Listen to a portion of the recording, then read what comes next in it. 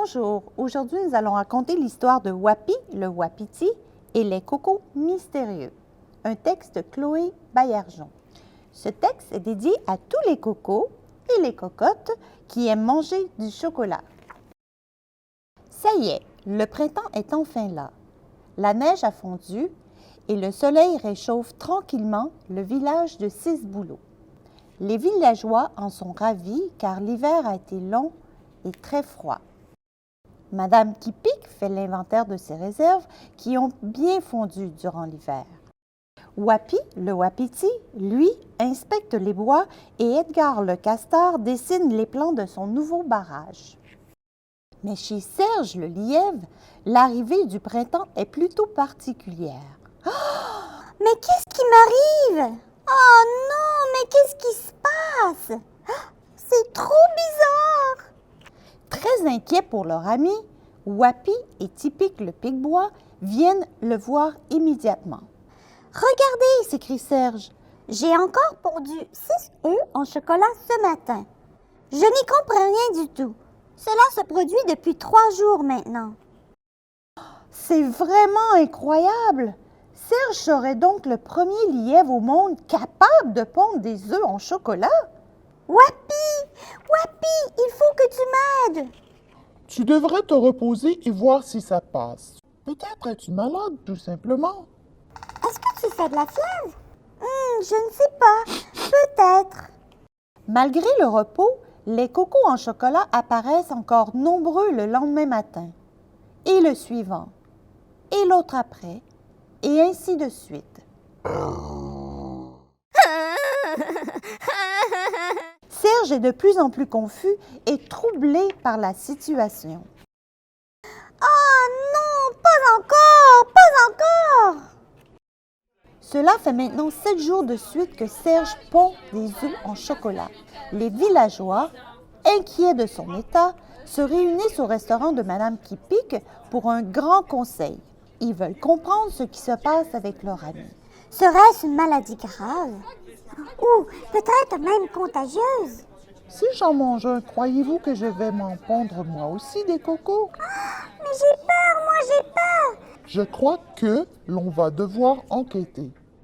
Wapi et Tipik commencent leur enquête sans tarder. Tout d'abord, ils ont plusieurs questions pour Serge. Donc, en 7 jours, tu as pondu 48 œufs en chocolat, c'est ça?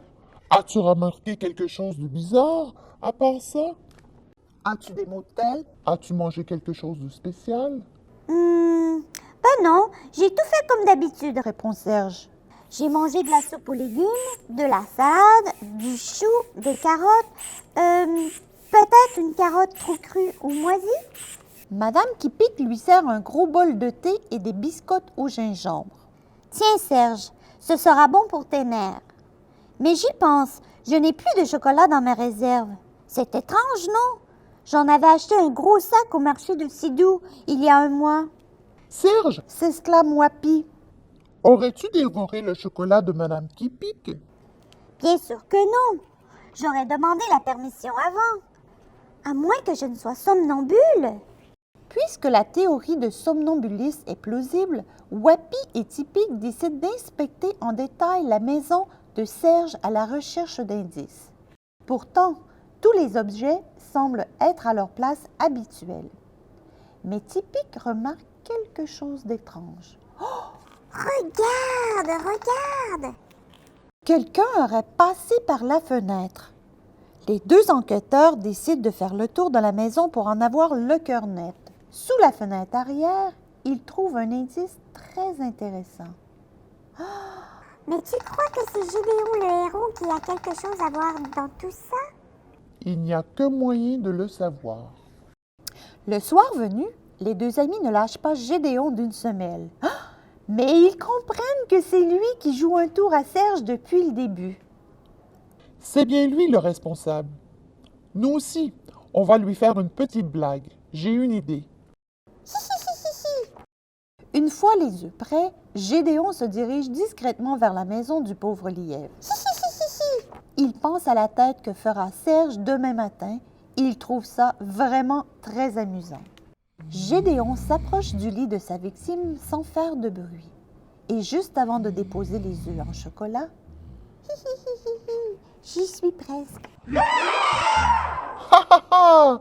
Gédéon, tu es pris la main dans le sac. C'est à ton tour de faire une drôle de tête. Ça t'apprendra, petit vilain. et qu'est-ce que vous pensez qu'ils ont fait après? Manger les œufs? Bien sûr! Manger les œufs en chocolat, tous les œufs en chocolat. J'espère que tu feras la même chose. Joyeuse Pâques!